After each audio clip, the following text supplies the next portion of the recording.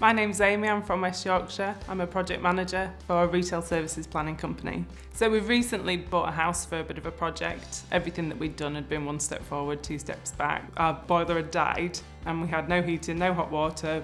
I'd started to do some research into different companies.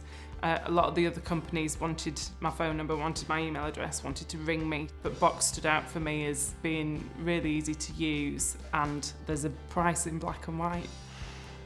When we finally came to booking online, we ended up choosing a date where we saved another £100. We've got a fantastic 10-year warranty with the boiler. None of the other companies could come close to that. We had a few hiccups along the way. Our gas pipes weren't big enough, so I was like, oh, how much is that going to cost? And he was like, no, it's all included in your one price. And that was huge peace of mind because you've got these guys in your house that you might take advantage of me being here by myself, but actually, you know, they were really, really fantastic all day.